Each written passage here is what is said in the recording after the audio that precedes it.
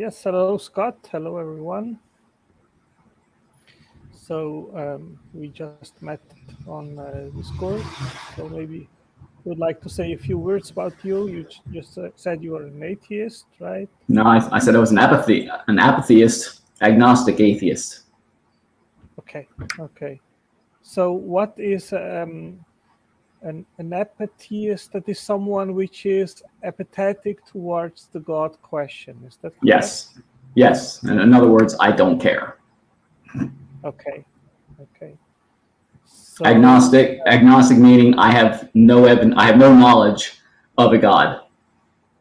And atheist meaning I don't think there is a God. I've never seen any proof that there is a God.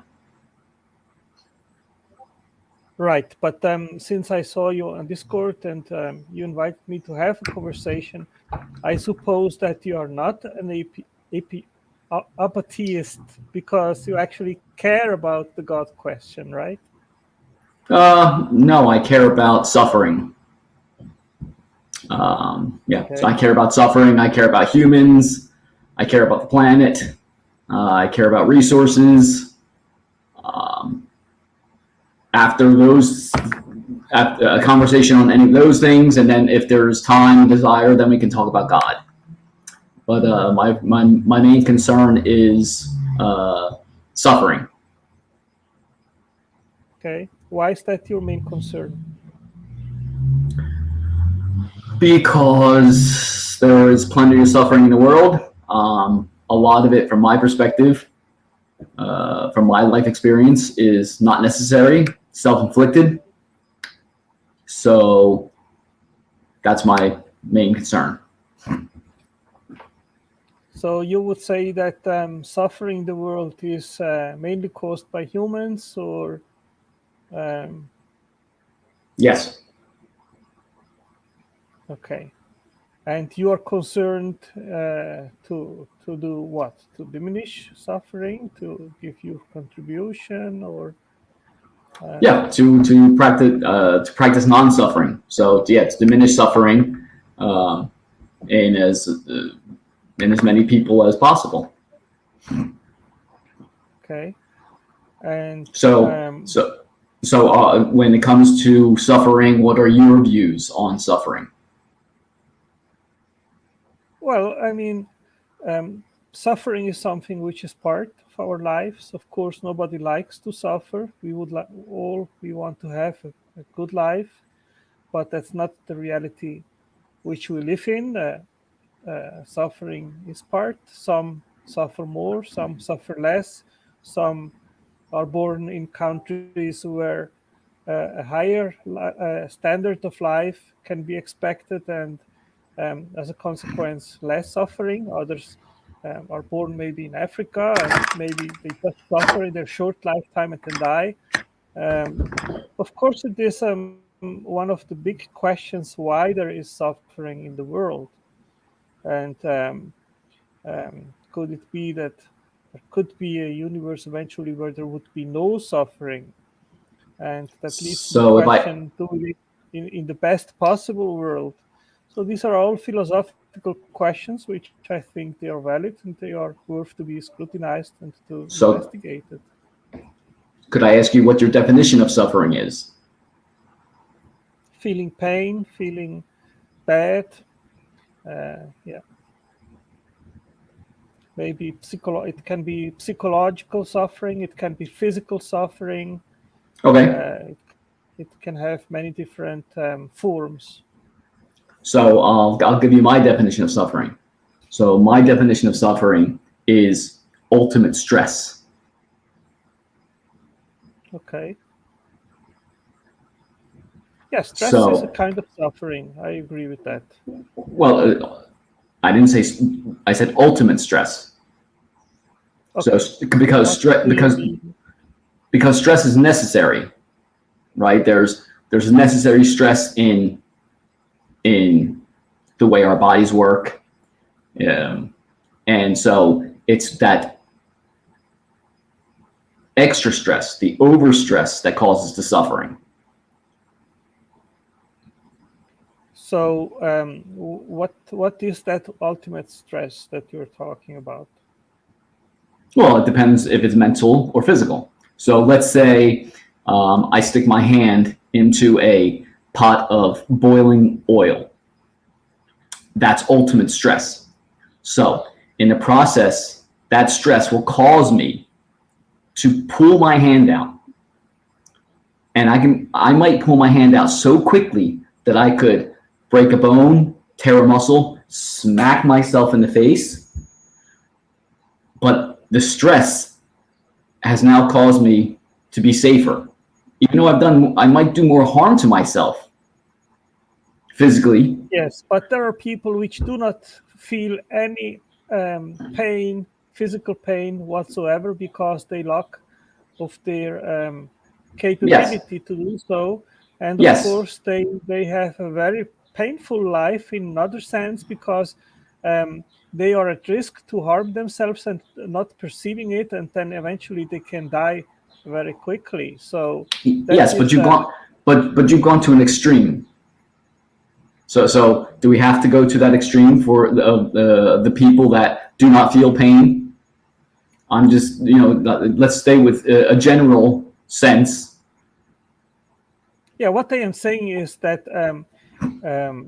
we are made in a way that when we feel pain, it is some kind of a protection mechanism, because it alerts us, hey, here something is wrong in your body, take care of it, there is danger. If you feel a fire, you remove your arm quickly, you have Okay. reflexes. Okay, so can we stop there? So what I hear you saying is that stress is necessary, and pain with it, which is a step or two down from suffering, ultimate stress, is necessary, and it points us towards safety. So these mechanisms are pointing us towards safety. Is that what I hear you saying? Yes, in that specific case, it is a protection mechanism which our bodies have to prevent us from greater harm. So in that sense, that kind of suffering is for a bigger or greater benefit. So it's pointing us towards safety. So the suffering, the cause, the product of suffering is it points us towards safety. It puts us in a safer spot. Again, if I stick my hand in the oil, I pull it out, I might do more damage to my body and injury to my body, but I'm not suffering, so I am safer. So suffering. Yeah, let's suppose that you don't have a notch signaling and you don't feel pain, then eventually at that moment you don't feel pain, but ultimately the harm is bigger and you can eventually die. So sometimes that kind of suffering is in the end a protection mechanism which protects us in order not to die fast. So okay, so that was the physical suffering, and then there's mental suffering. And so mental suffering is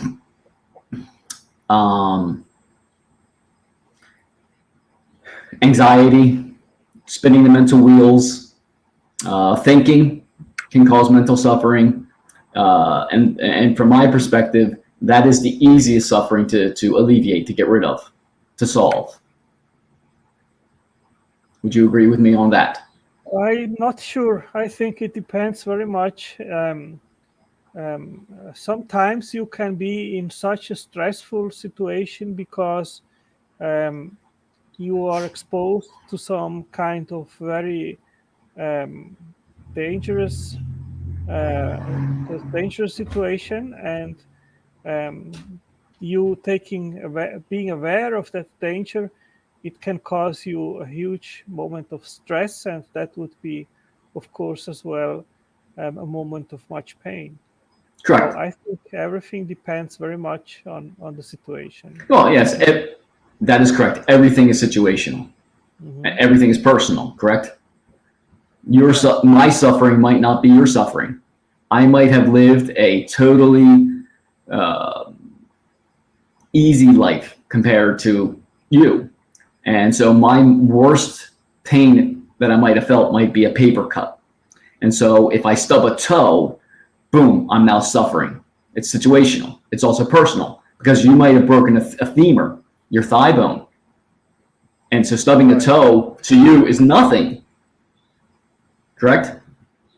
Correct. Okay. So,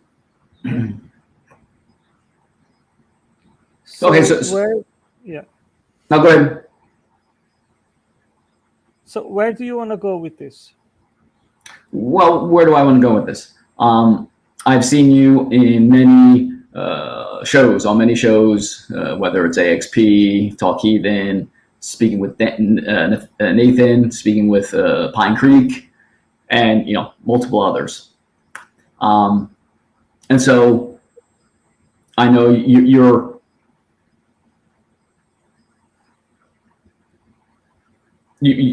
want to speak about the God question. Okay, so I have a statement, I have an analogy, and then I'll see where you want to take where you want to take the discussion. So, okay. My statement is: I am complete. I am whole. Okay. The analogy is that if I was a puzzle, a 1,000-piece puzzle, all the pieces are there. There are no pieces missing, and the picture matches what's on the box. So I am complete. Okay. Where do you want to go with that? Do you believe me? No, I would ask you, where do you want to go with that? Well, okay. So as stated, I'm an apatheist, I'm agnostic, and I'm an atheist, right? So I'm telling you that I am whole. I'm complete. There is nothing out in the external world that I need to complete me. I'm complete. Without a God belief, without knowledge of God. Okay. So do you find meaning in regards of your life in yourself, and do you have sound answers to our origins based on your atheism? I have meaning and purpose in my life. Yes. Again, it's personal. As with suffering, we both agreed that it was all personal. I have meaning and purpose in my story. Okay, so as an atheist, I don't know, what side do you take, the positive or weak atheist side? Do you positively claim or believe that there is no God based on positive evidence, or do you just reject God claims based on what others say in regards of what they believe? Well, the claim I'm making is that I'm whole, I'm complete, without a God. That's my claim. Okay, so are you self-existent, or do you have an answer in yourself in regards of where you came from?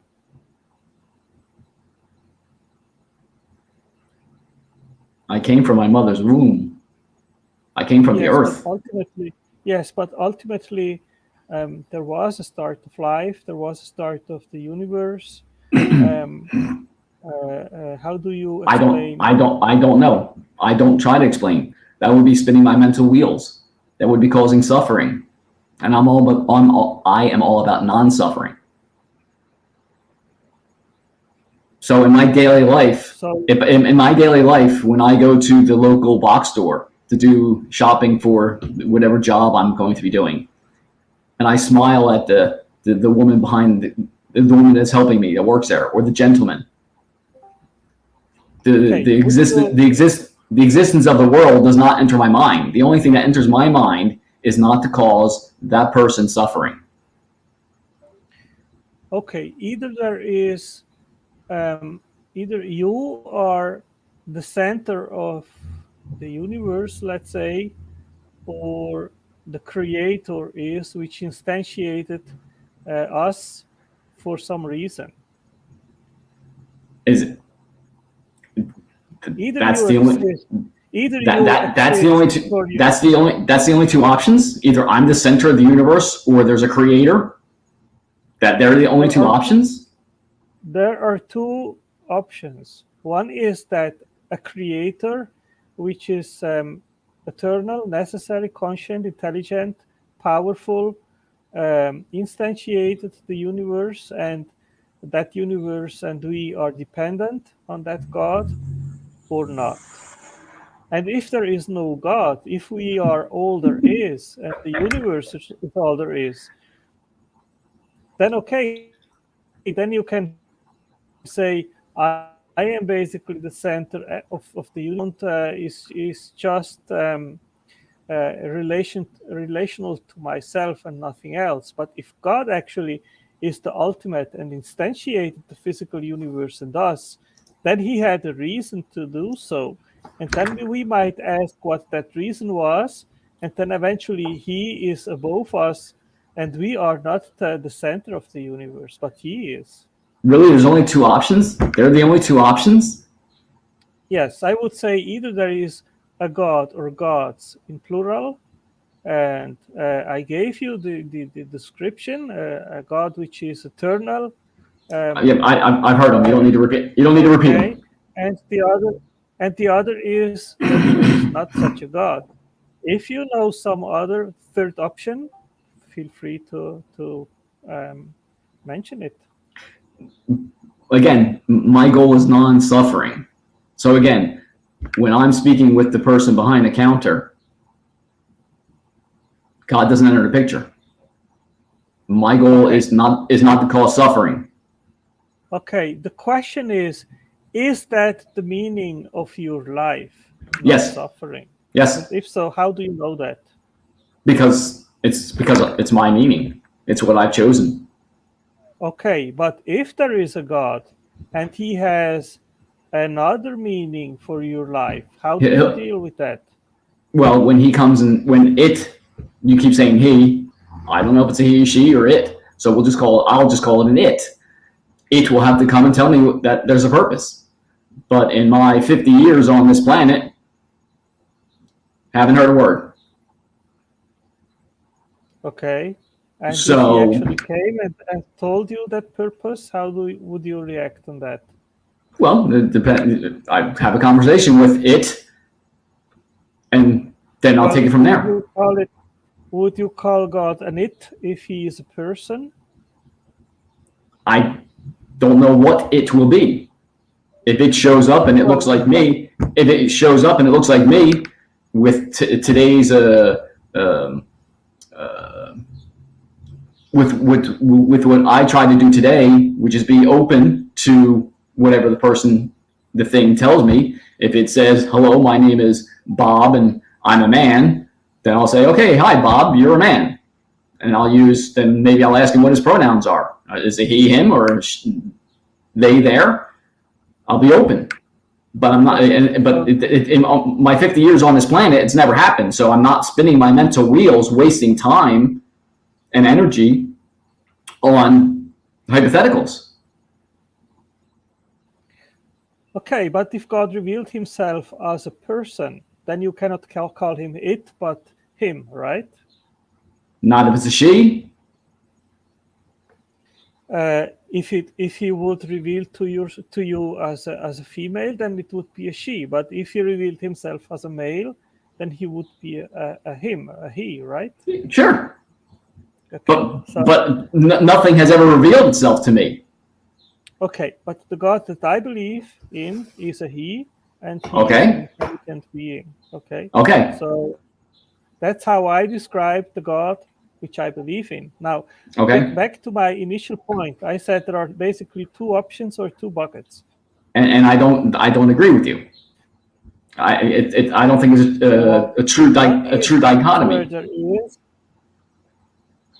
Okay, if we say that the thing which is eternal is a material thing, it is an it, then it would be in the no God bucket. Okay. So again, I came with the claim I've made is that I am complete. without your belief in a God, without your belief in religion, I am complete. That's my claim. Okay. So to back it up, I'm complete. I'm telling you I'm complete. I'm backing it up. I'm telling you I'm complete. Okay. In order for you to be complete, you would have to be self-existent. Are you self-existent? Are you eternal? Am I self-existent? Yes. Am I self-existent? You started to exist when your father and your mother made you, right? So you had a beginning. No idea. I mean, from what observations of the human condition have shown, that when a man and woman have intercourse and a sperm from a male fertilizes a female egg, and it's gestated in the womb for 9 months, out pops a baby. I have no memory of that. So, I'm taking. So the God that I believe in, he reveals himself as the great I am. Or in other words, he has never been created. He simply is. He simply exists. He is existence. Okay, but Otangelo, I'm talking about suffering. I'm talking about human suffering. Okay, and as stated, when I am speaking with the clerk at the bank, or a police officer, or a customer, my goal is non-suffering, not to cause suffering. So in order for me to do that, okay, I need to make sure my story does not perpetuate suffering. Right? So I made this claim that I'm complete. So with that claim, I have a question for you. Are you complete? No. Why? I'm very curious. Why are you not complete? I was trying to explain that to you. But how are you trying to explain that? So explain to me why you feel you are not complete. Okay, first of all, I think in order to claim that I would be complete, I would have to be God. I am not God. Wow. So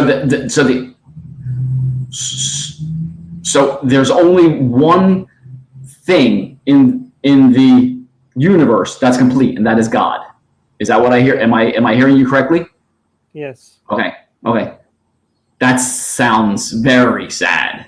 That sounds very sad. That sounds like a lot of suffering in the universe. Oh. That there's only one complete being or thing.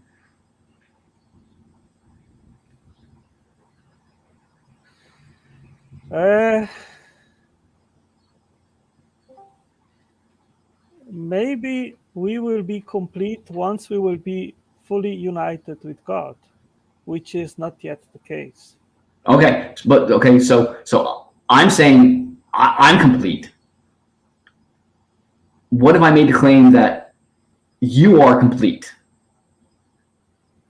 Do you believe me? Well, I mean, you would have to characterize a little bit better what you mean by that. I am complete. Well, so maybe you can. I know I'm complete, and since I'm just an ordinary cisgender person, right? Since I'm nothing special, if I'm complete, that means everybody's complete. They might not know it. Okay, but what do you mean by that? But that's what what do I mean by complete? Yes. Is a stone complete? Is a stone complete? Yes. Yes. Yeah. Why wouldn't it be? Okay. So, is the universe complete? Yes. Is God complete? Eh? Just a minute. No problem. Just a minute. No problem.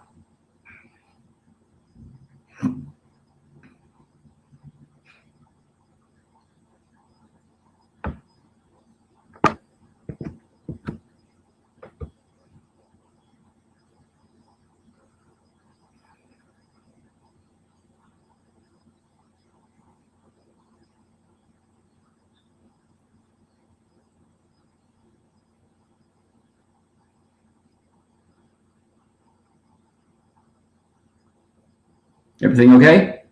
Yeah. Good. So, your question was, is God complete? I don't know if there's a God. I don't know if there's a God. Never seen any evidence. okay. Don't know. Since everything which I asked you and you positively said that thing is complete, then basically your claim is non-informative. What would not be complete? Something that's incomplete. Do you have an example?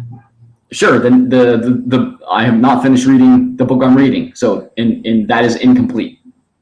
I'm sorry, I didn't understand you. The book I'm reading at the moment, I'm not finished with it. That is incomplete. The job I'm working on. Okay, but it's incomplete. Yes, but ontologically speaking.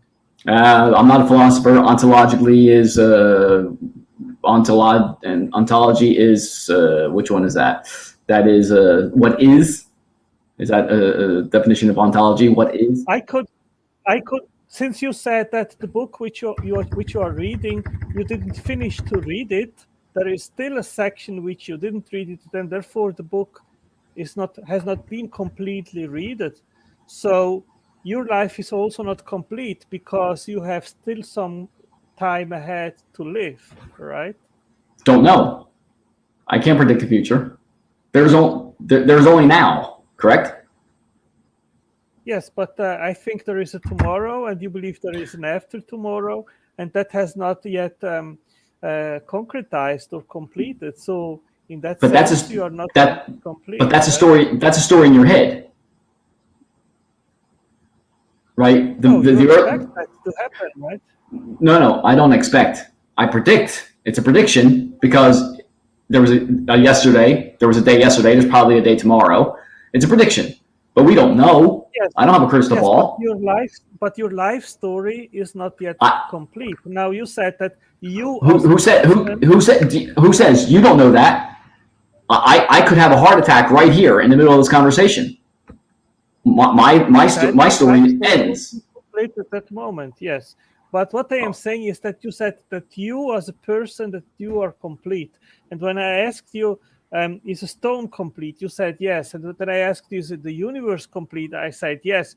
So then I asked you, well, what do you contrast that complete to, which is not complete? And then you said, well, the book which I'm reading, I've not completed to read it. But this is not an ontological affair.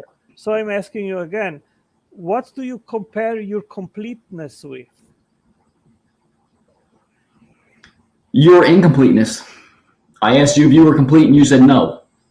So I can compare it with your incompleteness. Yes, but I am asking, what would you say? Would you say that I am complete? Yes. Okay, so what is not complete in your view? Antangelo, I'm not a philosopher. Okay, I'm a carpenter. I'm a schmuck with a hammer. Yeah. So okay. I would say that I would suggest that you think a little bit more about what you are saying, because you cannot actually ground what you are saying by giving me a contrast to something which would not be complete. So once you can give that example, then eventually you have a meaningful discourse. So far, I don't see it. Oh, okay, but I mean, I will do that. But my question, I'm still curious about why you are incomplete. With your God belief, you say you know God, you say you have a personal relationship with God and everything, but yet you're incomplete. I don't have a personal relationship with God. I don't claim that, and yet I know I'm complete. Yeah, the question is why the difference? Yes, the question is complete in relation to what? Complete in relation to the human condition, in relation to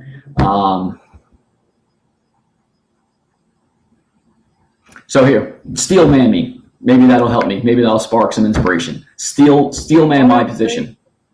Yeah, all I am saying is that if you cannot compare something which is complete to something which is not complete, then then what you are saying is not informative. You are just making a claim without any substance.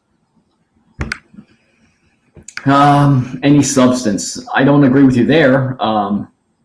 I don't cause suffering in the world. Is that not substance enough for you? No, Or I cause very little. I cause very little suffering in the world. no, Is that not substance enough? I am referring to your claim that you are complete. That is not substantive in my understanding. It is a void claim. I mean, what do you want to say with that? What do I want to say with that? I want to say that it is possible to be complete without Yes, a God. but It's possible to be complete without. but in regards of what? Being complete in regards of what?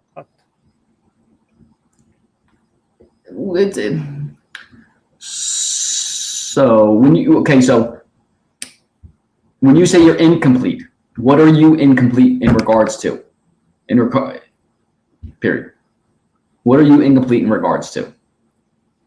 Again, if you say complete, you are informing some kind of completeness, but completeness in regards of what exactly? Okay, so but that's not answering my question. So I asked you what are in regards to. You say you're incomplete in regards to what? Maybe that will inspire me to come up with an answer to your question. What are you in regards to what? What are you incomplete? I'm incomplete in regards of what I have. There are still things which I've not lived, so my life is not complete. It has not ended. When it's ended, then my lifespan has completed. So it's not complete yet. So your life will be complete when you're dead. Is that what I hear you saying? Yeah, what I am saying is that when you say I am complete, you need to explain what you mean by that, which you haven't done. So what you are claiming is non-informative. I thought, okay, so I thought I explained that there's nothing in the external world that will complete me. I have everything I need right here now. Okay. Yeah, maybe you can relate that to complete satisfaction and happiness. And if you are not fully happy, then you can say I am not completely happy. No, that's not what I'm saying. That's not what I'm saying. Because I could be depressed and still know I'm complete. I could be injured and still know I'm complete. In other words, again, Okay. there's nothing in the external world that is going to complete me, whether that be a wife, children, the next job, the next meal. They don't complete me. I am complete. Yes, but complete in what sense? That's what you have not. I'm not missing anything. I'm not missing anything. Okay. Okay. Okay. So Yes, it's complete. You are completely satisfied then, no. psychologically, physically, mentally. What? Content. Instead of satisfied, let's use the word content. Okay. Okay. So your life is perfect in the way. No. I didn't use the word perfect. I used the word content, complete. Okay. So Okay. where do you want to go with this? Well, I mean, I still find it curious that you find that you personally feel that you are incomplete, and so and I find that curious, and so that incompleteness that is in your story, from my perspective, is causing suffering, minor suffering, but still suffering. So that's you said that you experience suffering, but nonetheless you think you are complete. So that would be the same with me then. I said I experience suffering. I don't. No, I don't. I don't suffering. No, I don't experience suffering anymore. Well, maybe not in a constant way, but I mean, you not can, at all. You can go to the cuisine and take a knife, and you can harm yourself, and then you will. That's not suffering. That's not suffering. Yeah, but it is feeling pain, right? Yeah, but pain is not suffering. Yeah, suffering. I've defined suffering as ultimate stress. Okay, if right now, okay, if I go back in my memory and remember the times that I've told myself a suffering story, right now I know I wasn't suffering. So I've never suffered in my life. Okay. Okay, I have still difficulties, Scott, to find how what you are saying is informative in some way, and why are you telling me that you think that you are complete? What do you try to achieve when you communicate that to others? What I try to do, I am the change I want to see in the world, and I know that So I you know try to I know I change the know. world by informing others that you Nope, think you are complete. nope, nope. I'm the change I want to see in the world, right? And so I'm an example. So if it's possible for Joe Schmo or Scott Stell to be complete, then it's possible for Otangelo Grasso, is that how you pronounce your last name, to be complete. So Okay. are you curious? So what do you think would I need to do in order to feel complete as you feel complete? You would have to change your story. You would have to tell yourself a complete story instead of the incomplete story that you were telling. And how would that complete story be like? What should I do, or what story should I tell in order for that story to be complete?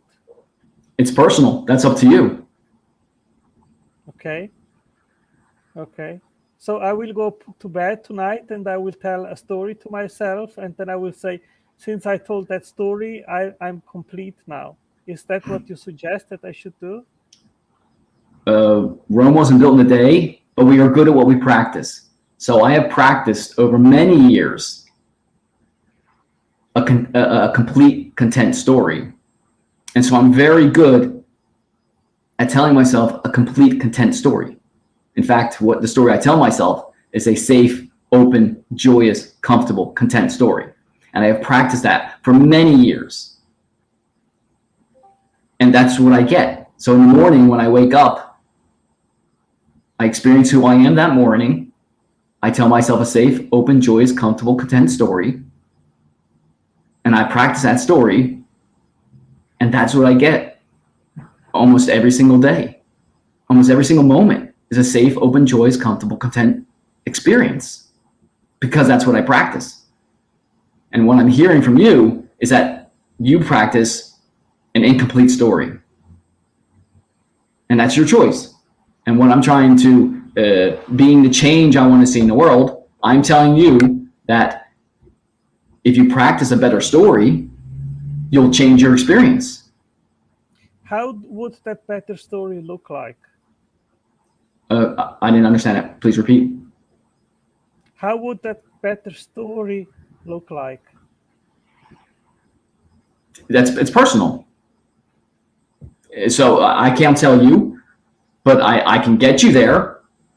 If you want to spend some time together, I can get you there, because I'm not a rocket scientist. I'm not a guru, but I can tell you how I got there. And I got there, and Okay, how did you get there? I got there through gravity. From feeling gravity. Instead of worrying about things. Well.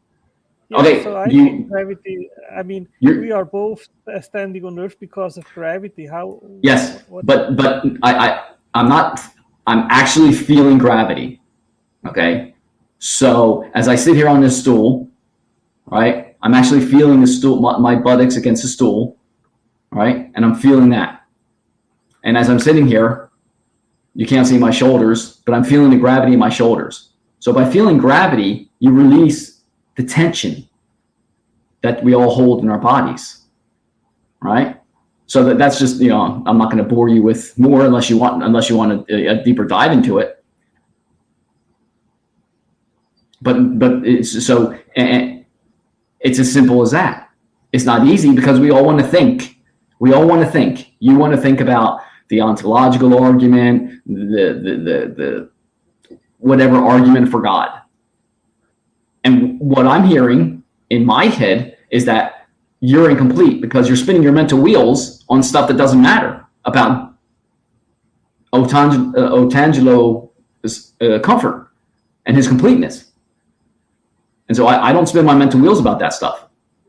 Okay, my conscious mind, I use to feel gravity, to feel the release of my body, to feel the comfort in my body, to actually be present in whatever I'm doing, whether it's swinging a hammer, sanding a wall.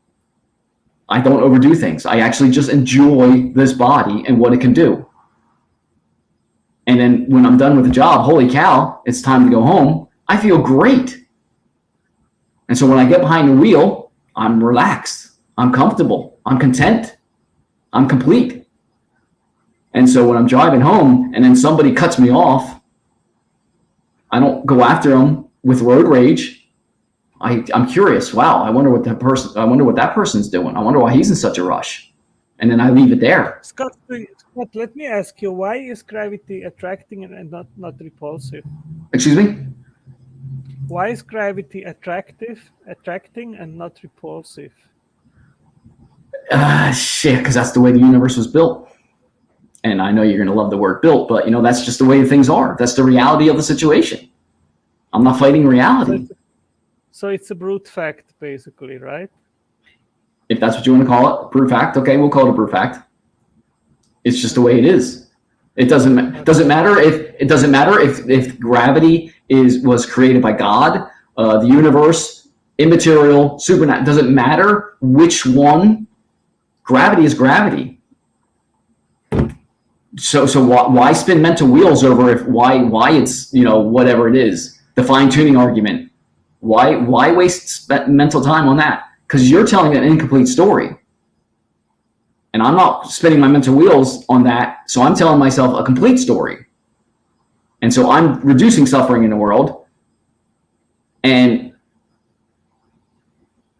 do you believe with all your fine-tuning arguments and your ontological arguments and your Kalam arguments, do you think you're reducing suffering in the world, or do you think you're creating suffering in the world? Which one do you think you're doing? I think I am enlightening people to the existence of God so they can find. Okay, but that wasn't my question. So you've answered your own question. Okay, so do you think you're creating suffering, causing suffering, or do you think you're causing comfort? I think then when people surrender to Christ and receiving. So Otanjelo, all due respect. No, all due respect. Well, you let me answer.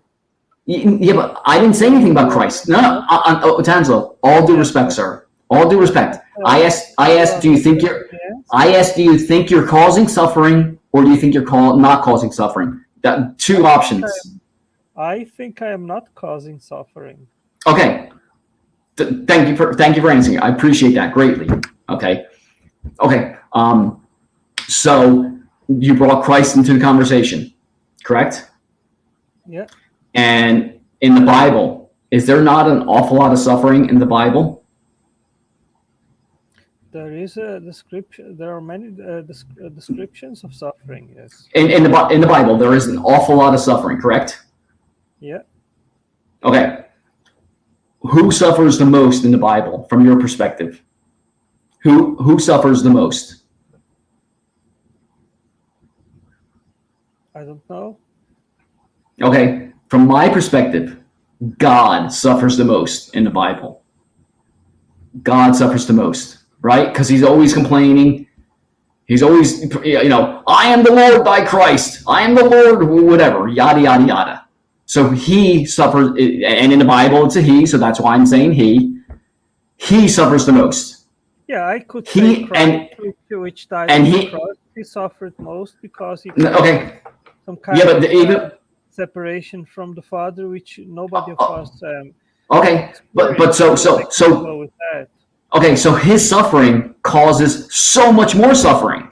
No. The Canaanites suffered, Lot suffered, Sodom and Gomorrah, Lot's wife, all the suffering because of God's suffering. So if God had told himself a complete story, from my perspective, there wouldn't have been any suffering in the Bible. The Canaanites wouldn't have to have died. There wouldn't have to have been all the murders, right? Jesus wouldn't have to have been hung on the cross. So if only God, the God from the Bible, if only he had told a complete story, there would be no suffering in the world. Well, What are your thoughts on that?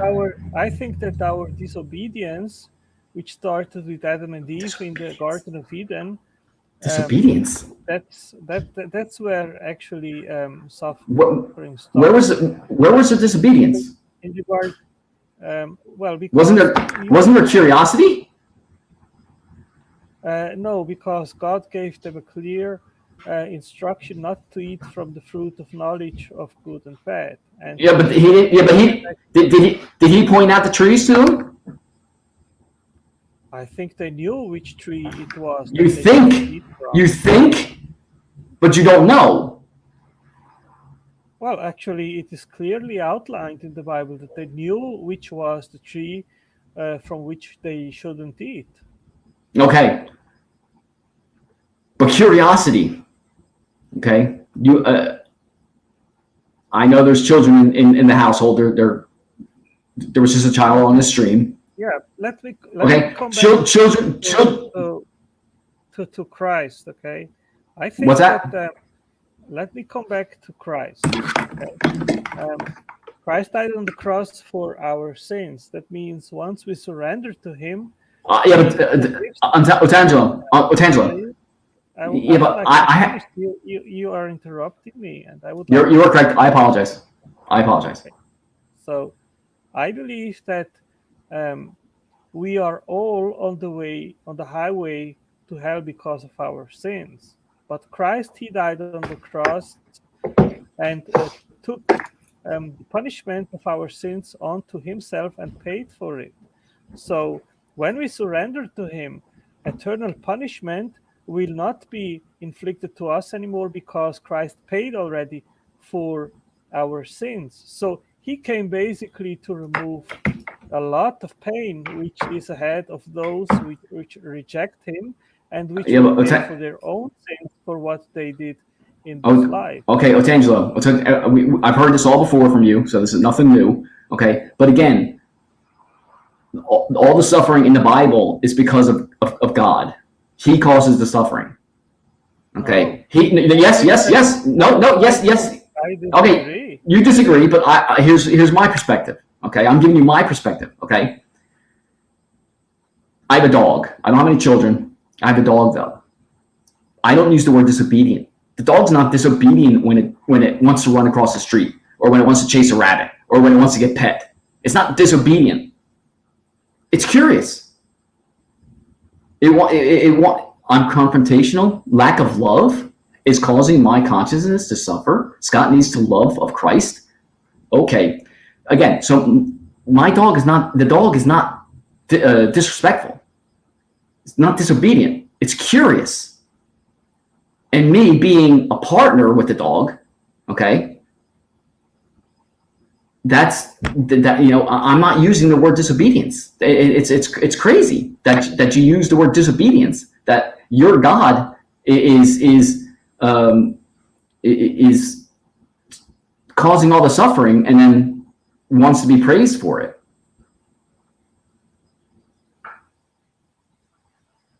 I don't know, Joel Osteen. Tell a complete story and live your best life now. Sounds like a good plan. But I'm doing it without your Christ. I'm doing it without your suffering, without your Bible, without your God. That's why that's the curious thing. I know I'm complete. I asked you if you were complete, and you said no. Even with your God, even with your Christ, you said you weren't complete. And so I'm curious why you tell yourself an incomplete story. Why would you do that to yourself? I could eventually come closer to you complete, which you're talking about, if I would be a perfect person without sinning and without falling into absolutely not. Absolutely not. Last time I checked it, Otangelo, you're a human being. Okay, you're going to make mistakes. That doesn't mean you're not complete. By whose standard? So you're using a standard. Was Hitler complete? Oh, I don't know. I never spoke with the gentleman. Yes, but you know what he did. No. I'm asking Otangelo if he's complete. Okay, that's the only person I'm having a conversation with. I never had a conversation with Hitler. If I had a time machine and I went back in time, would I ask him that question? Yes, I would ask him that question. But I'm not going to make a bunch of assumptions. Why would I spend my mental wheels on something that's not going to get me anywhere? Okay, but I mean, you know what he did. So based on what you know about him, do you think he is complete? He probably told himself an incomplete story. Correct. I know he was complete as a human being, because if I'm complete, then every human being is complete. But I'm pretty sure that he told himself, just like Otangelo Grasso, that he's incomplete. I'm almost positive. I have a very high level of certainty that the story that Hitler told himself was an incomplete story. Yes. But I don't know that. But I'm talking with Otangelo. And Otangelo is also telling himself an incomplete story. And I'm curious why. I'm truly curious why. Because I think that I am not perfect. I am a sinner. I fall. Every day, I do things which I know that I shouldn't do, and nonetheless I do them because of my nature, because I'm inclined to do what is not right. And I need actually Christ's grace in order to be forgiven for my sins. And if he doesn't forgive me, if I don't ask him for forgiveness, and if he didn't pay on the cross for my sins, then I will pay in eternity for my sins. And that will cause me a lot of suffering. And I think the same situation, and you are in the same boat as I am, and as all humanity is, in the sense that we are all sinners and lack of the glory of God. Nope. Otangelo, everything you've just said is a story in your head. That's all it is. That's a story in your head. That's the story you're putting out into the world. Okay? Just like everything I've told you is a story in my head. Okay? So who is telling the truth then? I'm not worried about it. I'm worried about the suffering. Okay. And your story, and your story, okay. Do lies cause suffering? Not all of them, no. Yes, but when my ex-wife was overweight and she put on a dress, okay, and I said, "You look beautiful," because in my story, she looked beautiful because I wanted her to look beautiful in my story. Okay, but she, it was still a lie. Compared to, if I wanted to compare it to Claudia Schiffer or whoever, Mila Kunis or whoever, right? She wasn't beautiful in the classic sense, but in my story, she was beautiful. That lie did not cause suffering because it made her feel good, and that's my job. My job is to make her feel good about herself. Okay, but have you lied and then caused suffering to someone because of your? Oh yes, of course I have. I'm not perfect. I'm not claiming I'm perfect, but it is greatly reduced because I parse my story constantly. Okay, but doesn't make that you incomplete? No. Lying has nothing to do with completeness. If I'm at a restaurant. Let me ask you, Scott. Let me ask you another question. Why has the resurrection of Christ not been falsified in the last 20 centuries? Why has the resurrection of Christ not been falsified in the last couple of centuries? In the last 20 centuries, 2000. In the last 20 centuries, the last 2,000 years, why has it not been falsified? Probably because it's an infalsifiable claim. It could be falsified if the bones. But what does that have to? Otangelo, what does that have to do with the price of rice in China? It has nothing to do with suffering. I don't tell myself a suffering story. I don't believe in your book. I don't believe in the God you believe in, and I'm not suffering. So God is not necessary for non-suffering.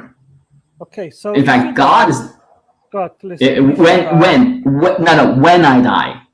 Okay, it can be tomorrow. It can be in 13, 50 years. It doesn't matter. Okay, you die, Okay.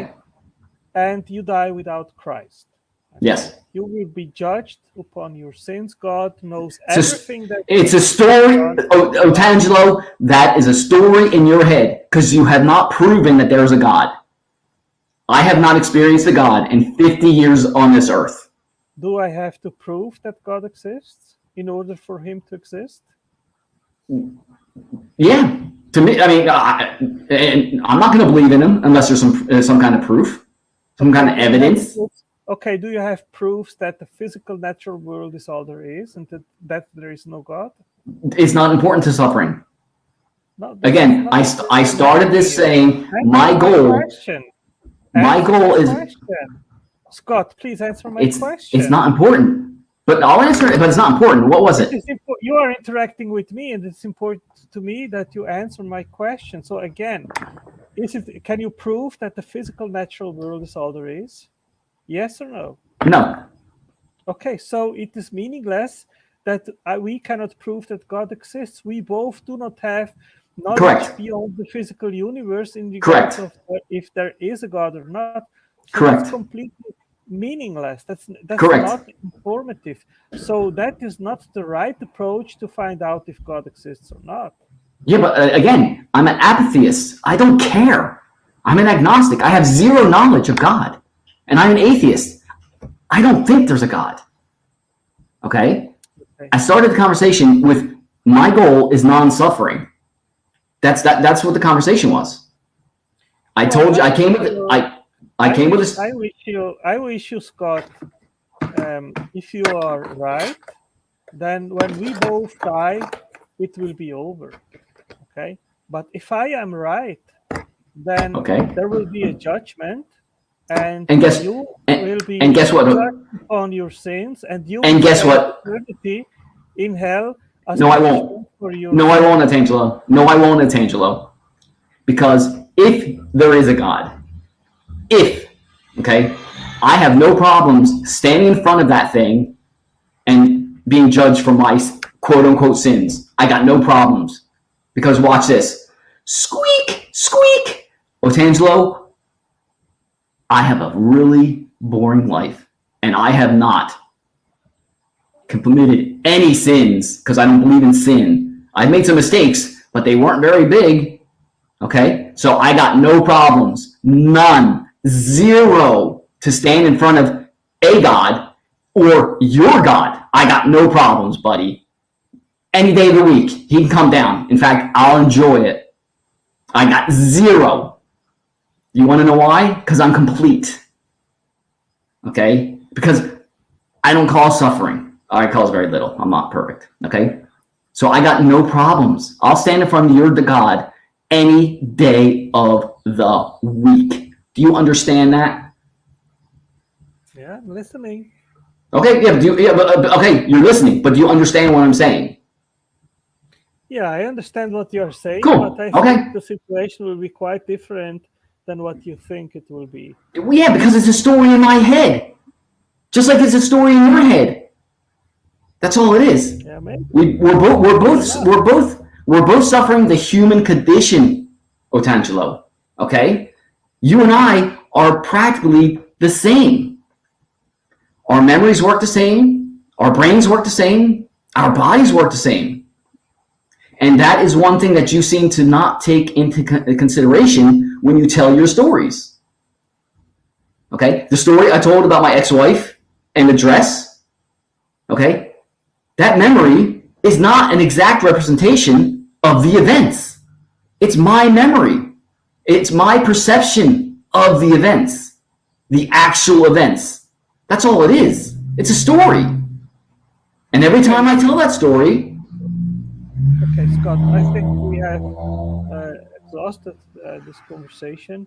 It's an hour now. We are online. If someone else which is in the side chat, John, if you want to come in, or Eigenvector, or Gavin, or Doki Doki, feel free to come in and join join here, or otherwise I will close the stream. Someone of you guys want to come in? I thank you very much, Otangelo. I enjoyed it, Yes. and I truly hope that you start practicing a story of non-suffering instead of the suffering story that you're telling. A complete story, because I know you're complete. Okay. Okay, Scott. Have a good night. Thank you. Thank you very much. You enjoy, sir. Okay. Bye-bye. Bye.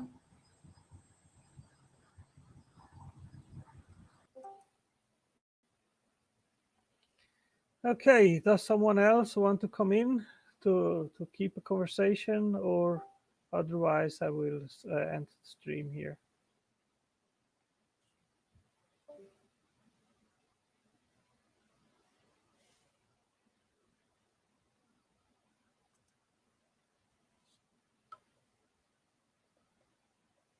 I'll put the link again in the side chat.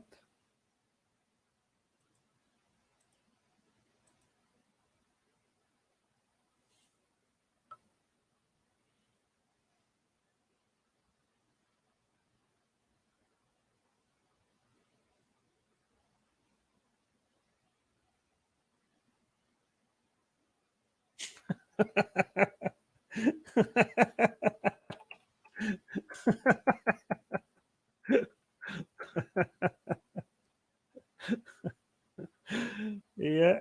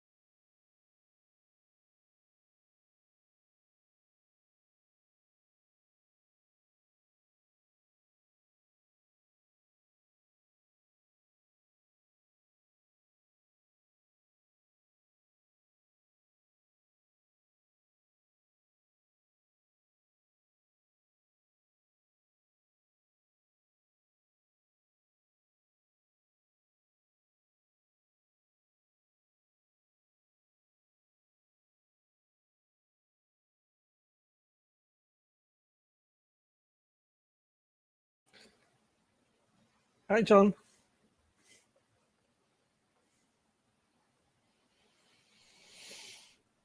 What's up with that, bro? Doing great, and you? Guys looking here? Yeah, you're on stage. You're not No audio backstage. from you, okay, bro. Can you hear me? I can barely hear you. Hi, John. Hang on, can you hear me now? Yeah, now it's better. Okay. All right. So, in all seriousness, where do you find these nut jobs? Because that guy was more insane than the James Ben whatever that we talked to the other night. Yeah, on Discord you find all kind of people. So, I mean, I try to be generous and not. But did you get him from a Discord? Yeah, on Discord. So it's really been blowing me away. I think that as insane as a lot of these YouTubers are, the Discord people are even more nuts.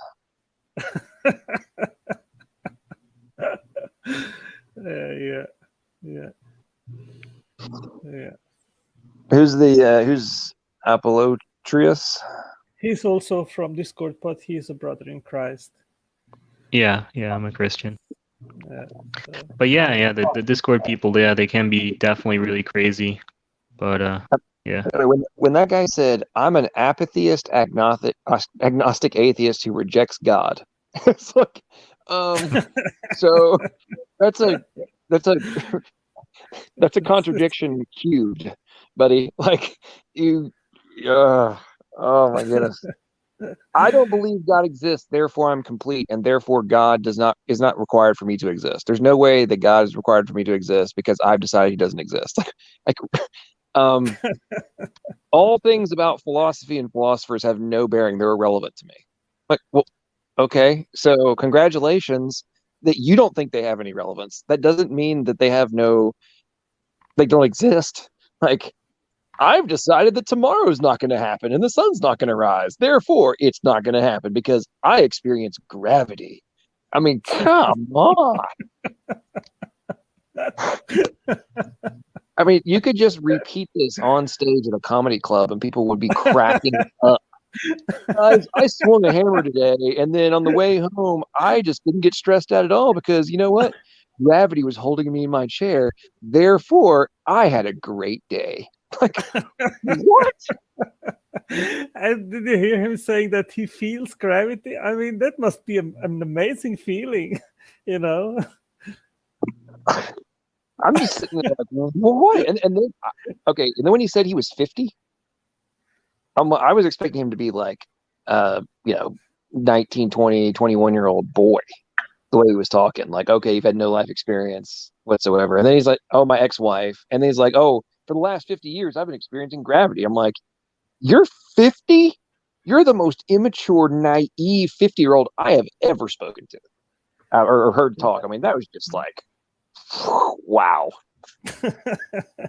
I was waiting for you or someone else to come in to end the conversation, but whatever. Oh, man, I was driving home so quick. I was stuck in traffic. I'm like, come on. And I'm like pulling into my driveway. And it's like he's leaving. I'm like, no. Yeah. So John, did you see my call-in last Sunday at the Atheist Experience?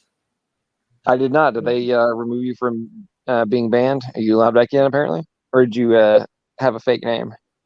No, I called in with my name. I called in at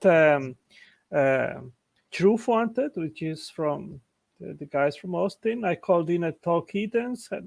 Sunday I called in at the Atheist Experience. Shall we see the call-in?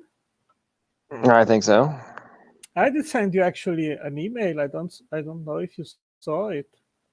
I haven't checked my email. I was in that car wreck, and from Saturday until last night, I was like on the road to go pick up another car. I haven't checked my email. And then on the way back, the vehicle I just purchased, the check engine light came on, so then I had to take it to the repair shop. because I'm like 200 miles from my house. Anyway, I've had quite the adventure, but I have not been checking my email. I just got today is the first day I've actually been somewhat similar, some semblance of normality. Okay, so let me put here where my calling starts. Just a minute. I mean, this was precisely the topic that you wanted to have a debate with Matt Dillahunty. So now you will know how he would have responded to the challenge. Okay. All right.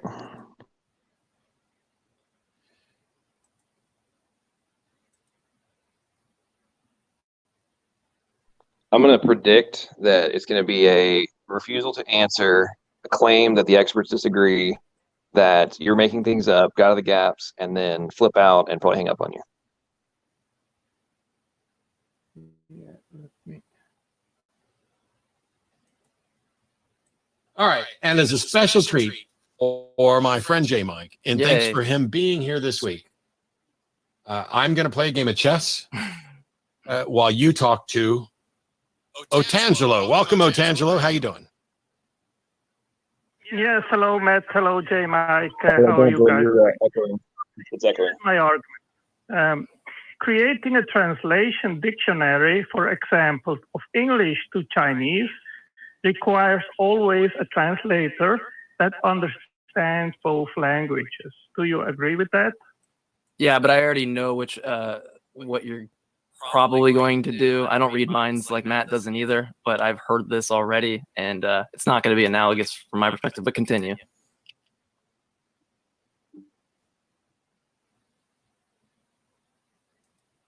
Yes, it is analogous. That is analogous to what we see in biology, where the ribosome translates the words of the genetic language composed of 64 codon words to the language of proteins composed of 20 amino acids. Let me stop you there so we can have a dialogue. A ribosome has somewhere around like 82 parts, central part being an RNA molecule. So given that, the particular core of the ribosome, which is self-replicating ribosome, isn't that relevant before you continue?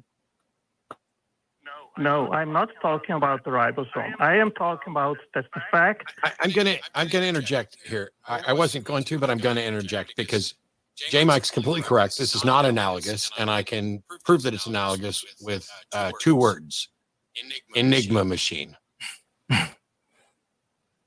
An entirely mechanical process where the translation does not understand, the translator doesn't understand anything. When you have a chemical process, it is following a mechanical process, similar to the Enigma machine, which you enter your information and a mechanical process that does not understand it, and the person entering the information does not necessarily have to understand it, and the person decoding does not necessarily understand it. The translation machine follows a mechanical process that translates one set of instructions into another that can then be decoded by another Enigma machine that also does not understand it. So, Otangelo, thank you for ending the show with a demonstration that you are going to come up with analogies that are not analogous. Wow. Biology as if it's a code that requires an intelligence to translate. Yep. You are debunked by 2 words: Enigma machine. And the fact that none of the literature or academia, you're going to find that the code is from, if we call it a code, you're not going to find that it's referenced from one intelligent thing to another, which is what you're trying to do. Yep. And you miss out on the fact that we've had a conversation, like a 2-hour conversation with Otangelo. If people can go find it. He doesn't. Also, part of the argument, we have things like amino acid codons that assignments that are going to be switching right on occasion throughout life, and that doesn't require a design. I mean, it seems to fit the bill of something that would naturally These guys evolve. get dumber by the day. But yeah, maybe I don't know if we let you respond. Okay, Matt Dillahunty, you raging moron. The Enigma machine and the necessity of the Enigma machine being able to translate between 2 different source and target alphabets in order to reach the end recombination of the original message. I mean, That's the decoder.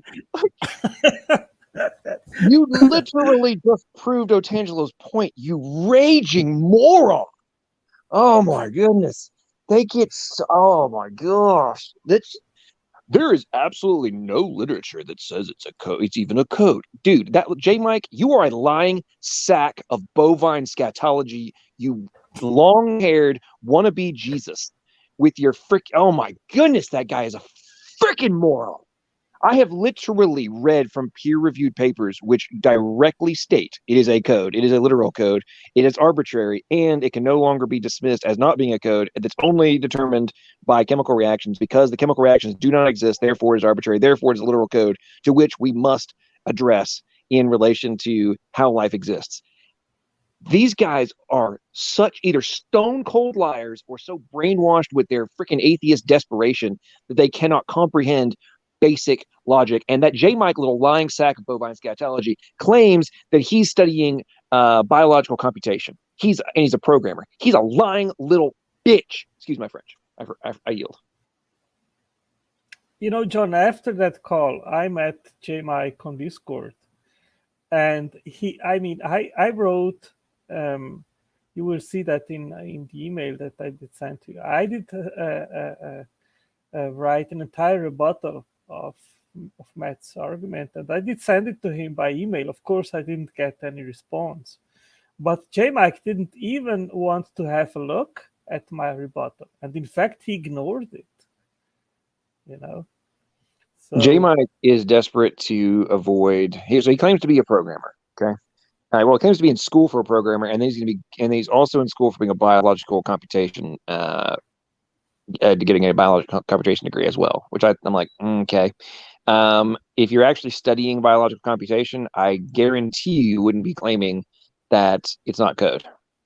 Either that, or it's such an early stage of the education that you don't even know what's actually going on in bioinformatics and synthetic biology. I mean, if it's not code, you dumb idiots, how can you have a assembly code that translates between Verilog into genetic code, and then you can synthesize a new sequence and then insert it into a genome with a known outcome? Like, it's digital. How can you store data inside of DNA using syntax, codon syntax, if it's not digital? Like, are you guys this dumb?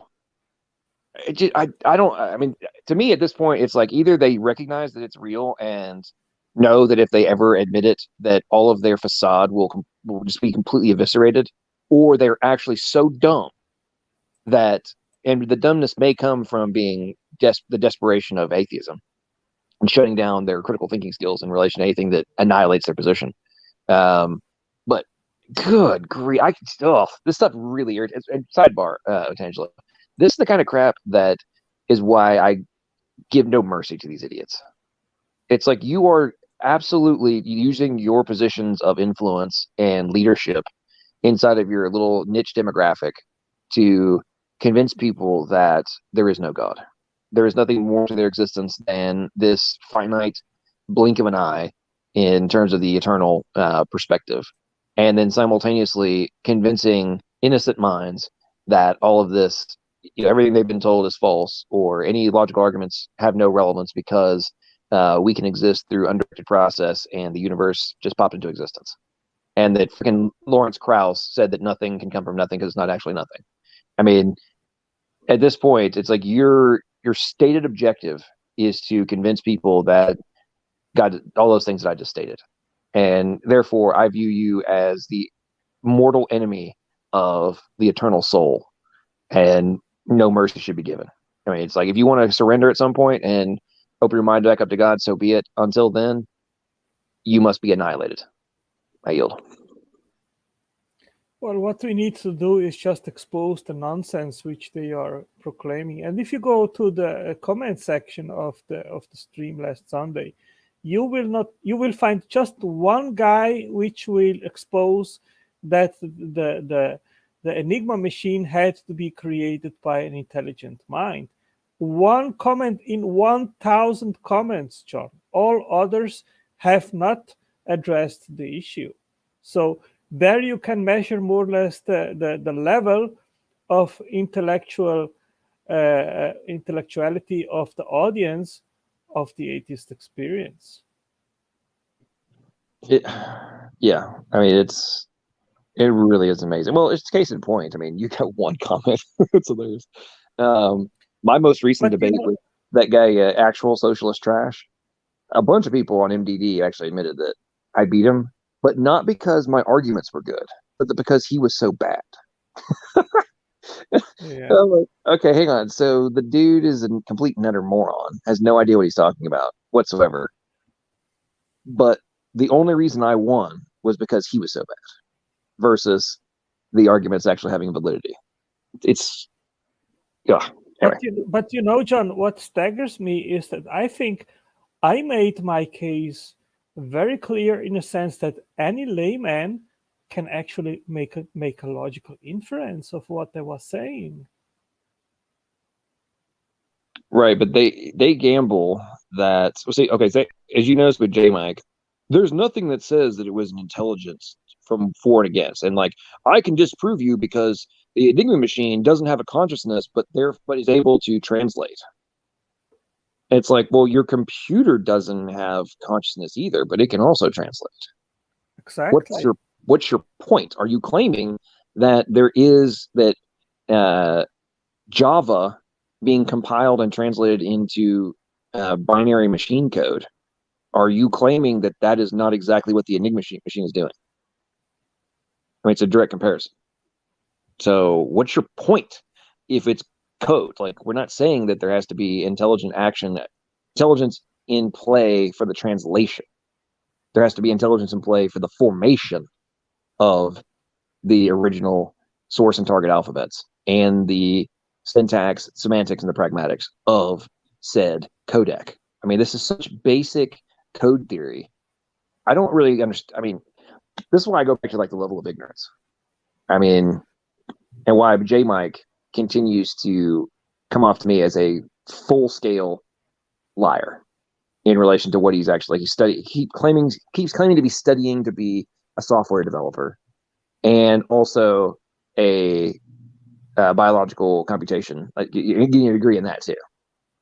And I'm just like, man, if you had both those degrees, there's no way you would be claiming that it's not direct comparison.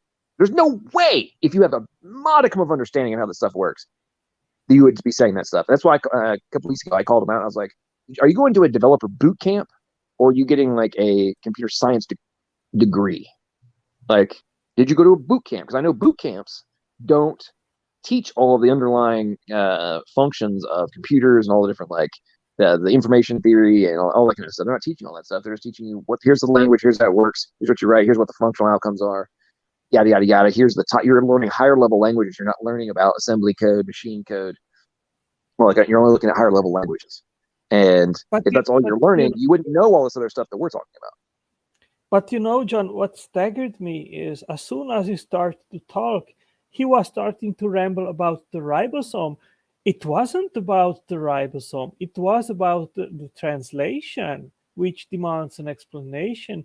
How can it be that non-intelligence assigns meaning of words from one language to another? I mean, this is something which is so obvious that only intelligence can assign meaning.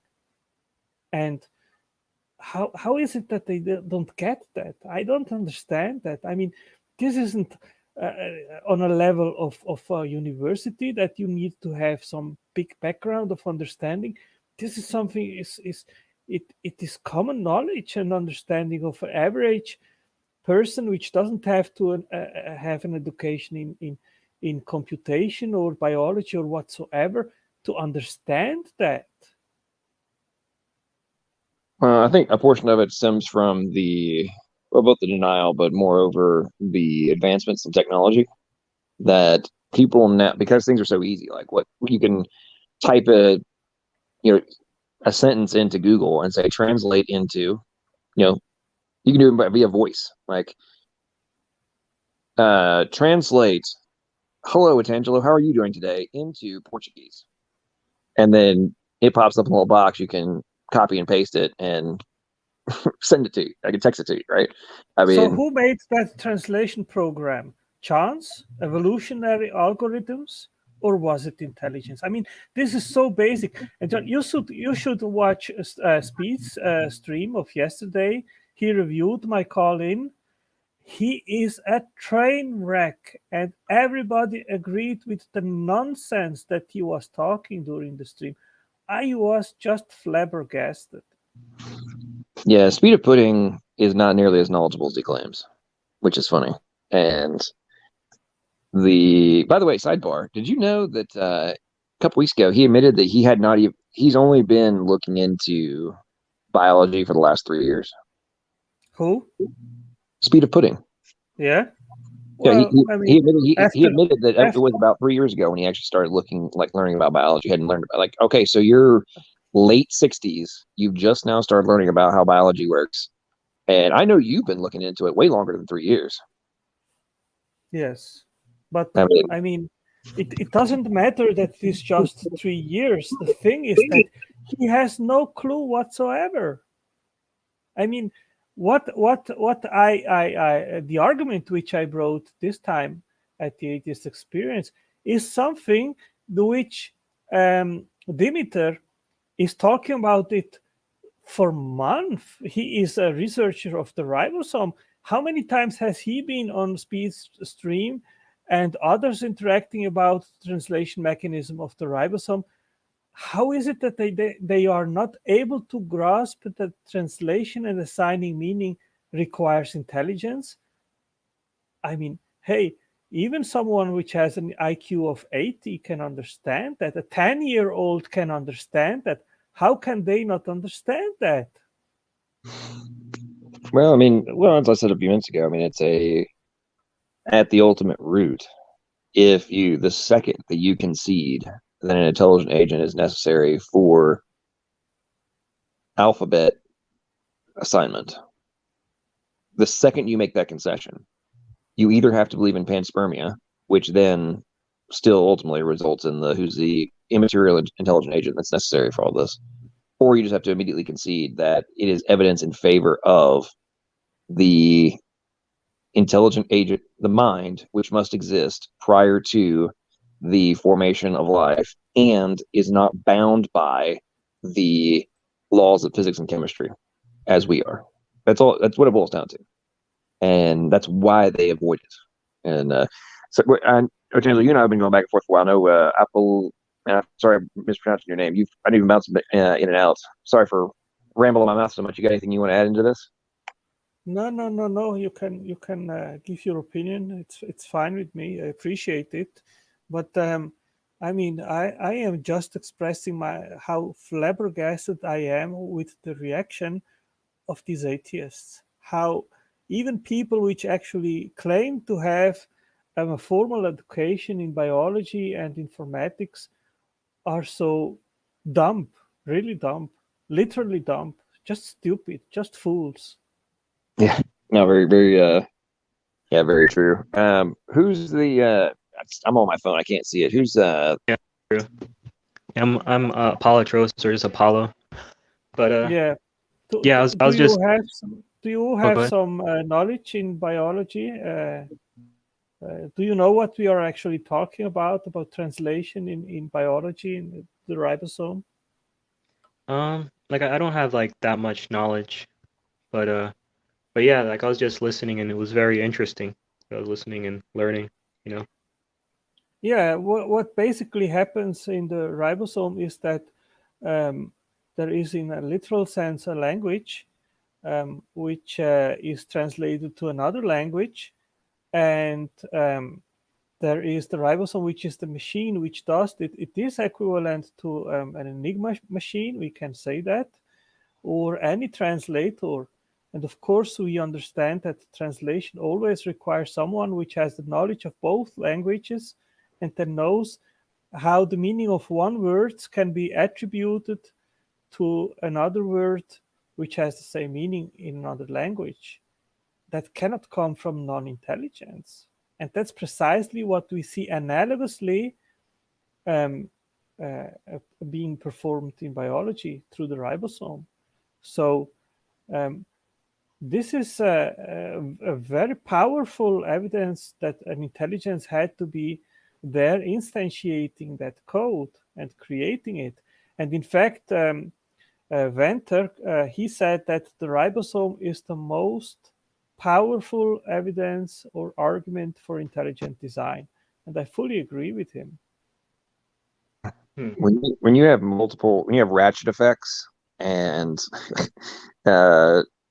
circuitry built into that thing that is doing so one of the things that I always find interesting is the fact that it's the literal, not figurative, it's the literal equivalent to a 3D printer. And one of the reasons, in my opinion, that people like a Matt Dillahunty try to dismiss some of this stuff is they grew up in a very linear, constrained era of technology. So like in the 80s when he's 20, late 20s, early 20s, you only have a normal printer on paper, right? The concept of 3D printer doesn't even exist yet. And so the premise from a comparative technology perspective of a gene sequence actually being a 3D print script is not something that was even comprehensible at the time. Fast forward to today, and when you realize that the mRNA, so your gene sequences for a protein is translated into an mRNA, and then the mRNA is run through the ribosome. Well, the mRNA is the X, Y, and Z axis plus the time variable plus the element.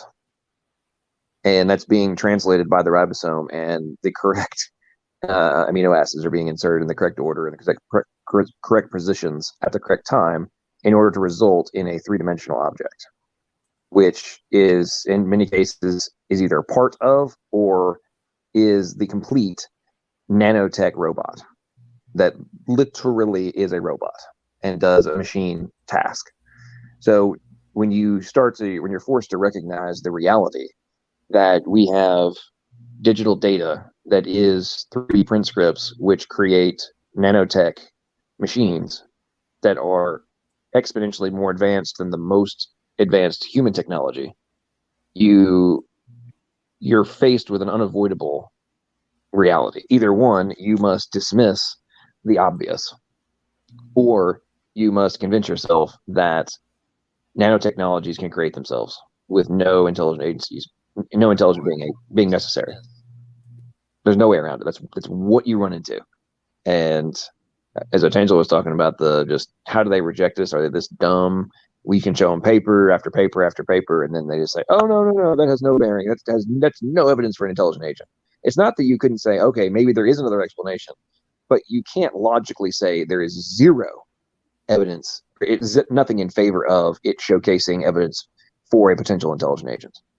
And as time goes by and our discoveries continue to increase, as our technology increases and our ability to actually scan on the molecular level what's going on, it's almost on a daily basis they discover something new that just lends additional evidence in favor of the intelligent creator versus the opposite. But that's why Romans 1:19-22 is so pertinent, especially in our days where we have such amazing insight into molecular biology. And when we expose them, they are inexcusable. They cannot justify their disbelief because the evidence is so clear, so powerful, it is undeniable. They simply suppress the truth in unrighteousness. That's all. They are inexcusable. So, you know these figures for several months, even years. I do so, and we can present them whatever evidence we want. They will simply always deny it because they have an irrational commitment to atheism, and they are enemies of God. So, and the Bible foresaw it. That's why I'm not frustrated, because we know that this would happen, that most people wouldn't listen to our message, be it in biology, be it through the Bible, be it through whatever we want to provide to them. Once they have decided that they want to live apart from God, it doesn't matter what we present to them. They will always reject it. Agreed. Apollo, did everything we've been talking about, did that make sense? Or do you have any questions?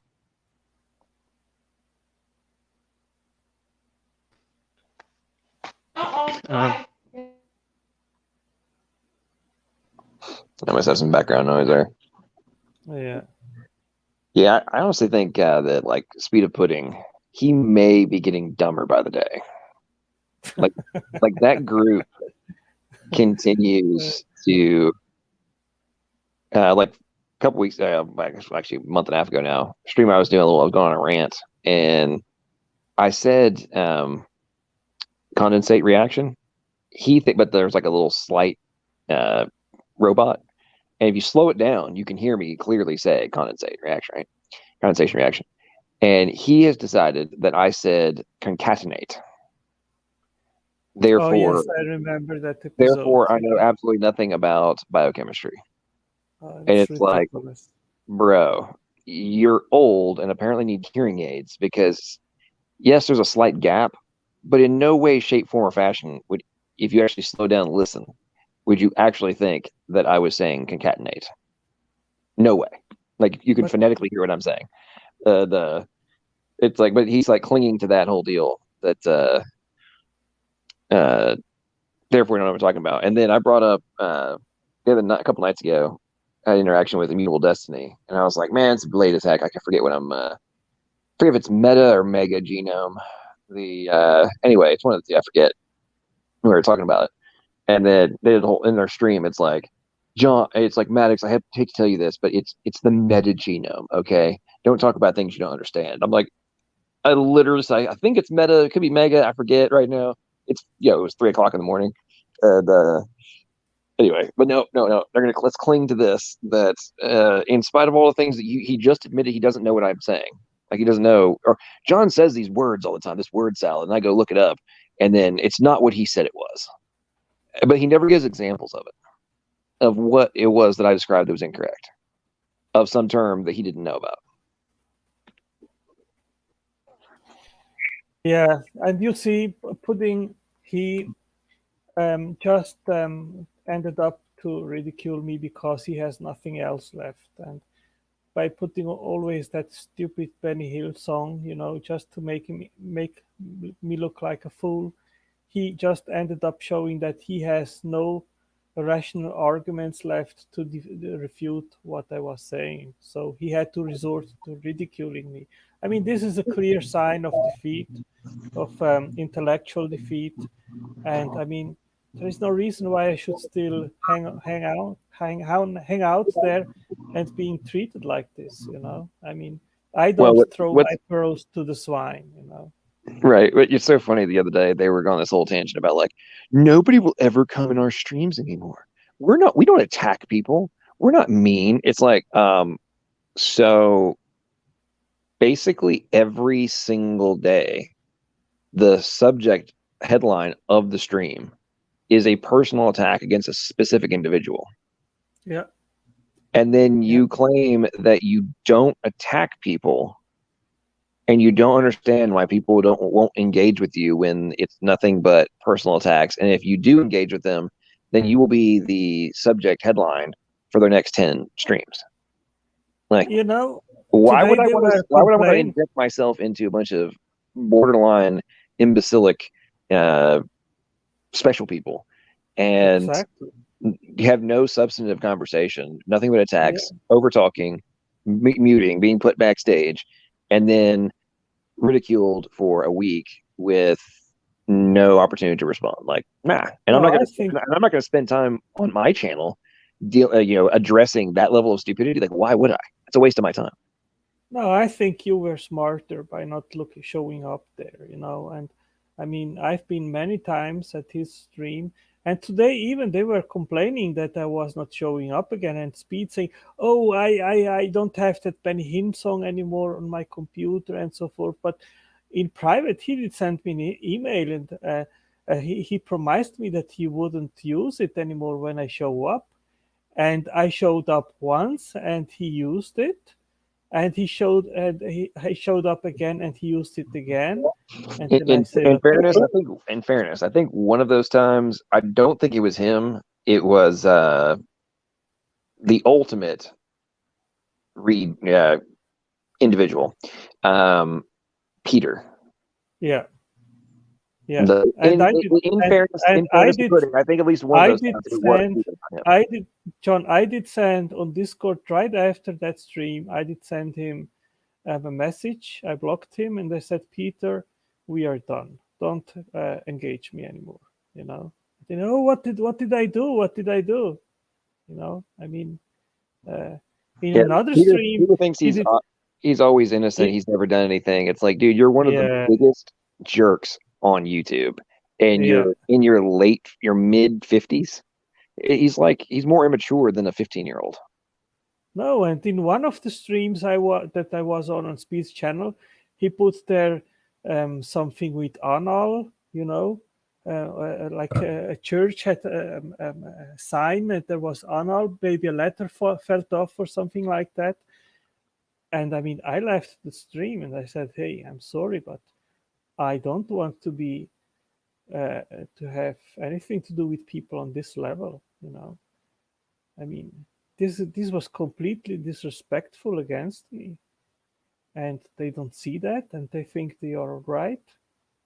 I mean, in another stream, he said, I asked him, "What do you replace God with if God doesn't exist?" And I said, "Well, I don't have to have an explanation." I said, "Well, then you are just losing time of anyone because you are just confessing what you don't believe in. Why is that relevant or informative? Why should that report to others what you don't believe in?" And I mean, this goes to all weak atheists, which just confess what they don't believe. Why should we care? Well, it is very interesting how so many of them, not all, but many of them, want to cling to this premise that God exists or God does not exist is not actually a true dichotomy. It's like what is more evidential, or like what's a better example of a dichotomy than God exists or God does not exist? Yeah, and they say, "Oh, but there is a third option. I don't know." But I mean, the I don't know isn't the mechanism, isn't the worldview. It is Well, just a confession of ignorance. How is that a third option? yeah, well, exactly. I mean, it's like it's not that it's not that I don't know is a third option. It's a choice you can make in terms of your determination of whether God does exist or does not exist. But that doesn't change whether God does exist or not exist. It's just what you Exactly. think. And it seems, I honestly wonder if the whole agnostic atheism, my lack of belief, the lacktheism deal has become so prevalent, and the critical thinking skills being, completely shut down in order to accept that kind of a premise enables them to somehow conclude that, the point that we're making, and basically what has been discussed in philosophy for 2,000 years or thousands of years at this point, all of that is somehow negated. Because to my knowledge, there's not very many established philosophers of either side of the equation who ever have argued that ultimately God exists or God does not exist. I mean, Yeah, nobody in the actually end, says that dichotomy is not true if they're actually a educated philosopher. John, what in the end is frustrating when you don't deal just with lay people, but also with people which have a good education, academic education, especially in the fields that are relevant, like biology, biochemistry, but also physics, and so forth. And you try to have a reasonable conversation with them, and what you just see is total irrationality. I mean, it becomes frustrating, you know. Um, I mean, you say always that I am very patient. Yes, I am, but it is also in many occasions very frustrating when you see that people are unable to follow a logical, rational thought process. You know, it's difficult. No, I agree with you. And what's really starting to concern me, especially now, is my daughter's getting old, little old. I mean, she's 11 now, and I saw her last night, and I was having a conversation with her, and it was very fascinating to me how, like, I was talking about some different things like that's going on in politics and whatnot, and I basically took on the role of that person who would be, pontificating said ideology, right? And immediately, my 11-year-old daughter was being able to recognize the stupidity of what I was saying, how illogical it was, and was immediately being able to come back with counters that, let's just say, as a father, I was extraordinarily proud listening to my daughter, right? Because I haven't told her this. I hadn't taught her this stuff. I hadn't taught her the kind of, the responses or the logic on that kind of stuff. But she was immediately being able to grasp how dumb it was. And Well, I mean, she was getting offended at, like, she's like, "Daddy, you're not being serious, are you?" It got to the point, because I was trying to, like, take on that role, like, not I want to have a real, like, back and forth, dialogue with her. And it got to the point where she was getting concerned that, like, what if, please tell me my dad doesn't actually think this, like, I got to make sure my dad's not going insane, kind of thing. They're like, "No, baby." And I'm like, went back to it. I was like, I'm so impressed with what you were able to figure this out, because I've never explained why these things and these kinds of lines of thought are so dumb. But as an 11-year-old who's still, innocent, you recognized it immediately. yeah, but what does that tell us? It tells us that some things, some concepts which we try to convey to unbelievers, they are packed in a kind of fashion that any layman can actually understand the concepts. And I am trying precisely not to use difficult technical words which only specialists in certain fields understand, so that any lay people can actually understand.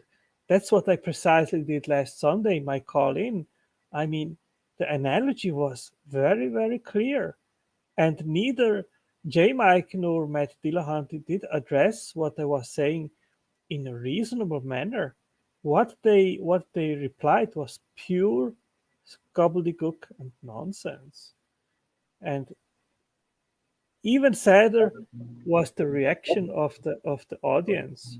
Wow, in 1,000 replies, not just one actually pointing out that his reply was unqualified.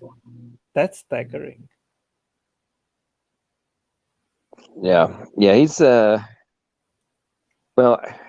my analysis of Dillahunty is that he is getting more and more angry, short-tempered, and just he doesn't realize how foolish that his replies are. And in his arrogance, he always thinks that he is intellectually on top of others, and by doing this he lowers the level. And when his audience is as dumb as he is and doesn't realize how dumb that his answers are, he isn't capable of realizing it either, because nobody contradicts him. It's sad. It's a sad situation. No, that's very true.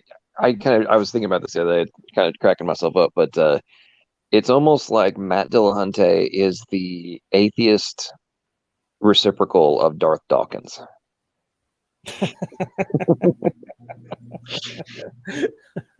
Like, if you listen to a Darth, in fairness to Darth, I think the vast majority of his arguments are correct. That's why I say Yes. that's why I say the atheist reciprocal, not equal. However, I think that because Darth has been doing this for a decade plus, and he knows the generality of the arguments that are brought forth to him, he gets irritated and cuts them off, and he has doesn't let no him respond. patience anymore. Right. But I think the same thing's happening with Dillahunty, except the problem is that Dillahunty doesn't actually know. He has no actual source understanding of his own supposed counters and cutoffs. Like, i.e., the Enigma machine is how it debunks this. And it's like, well, clearly you don't know what the hell an Enigma machine does. You have no knowledge of a communication system. You do not know the basics of like a Shannon Weaver model and how it's directly comparable to protein synthesis. Apparently, you do not know this.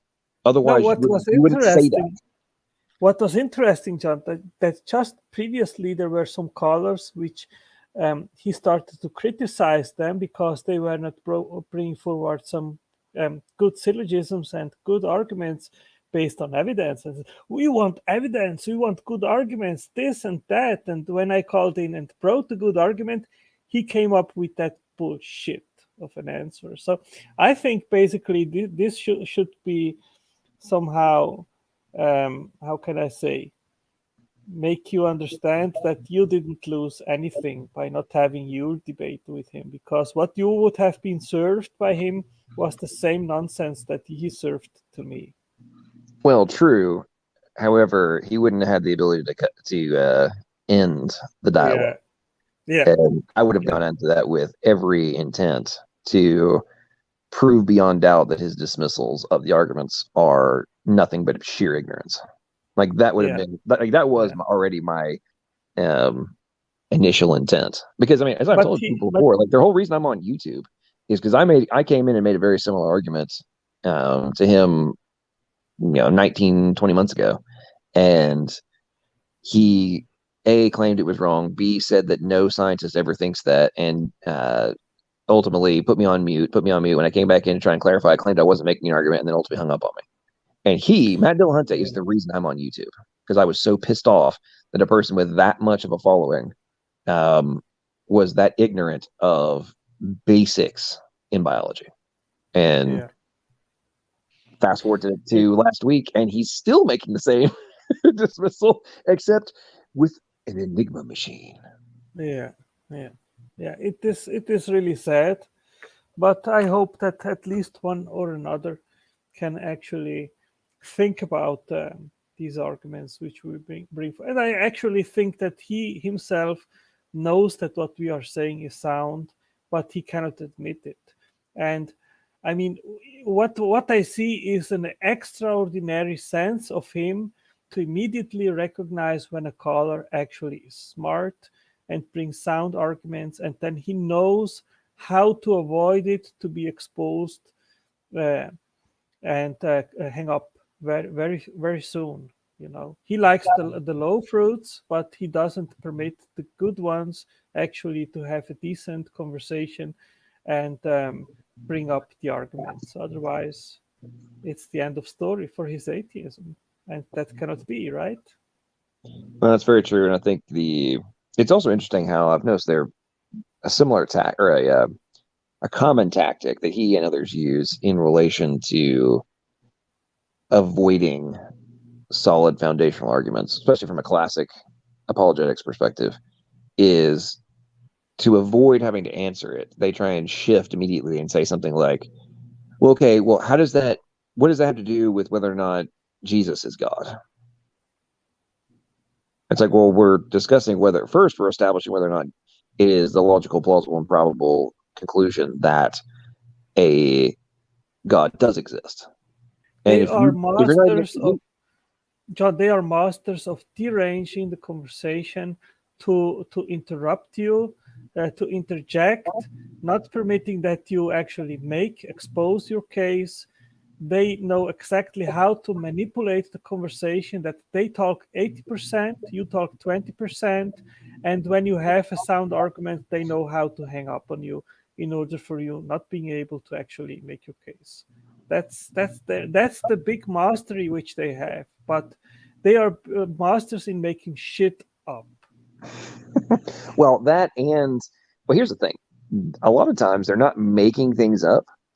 They're actually just playing either are dumb or playing dumb.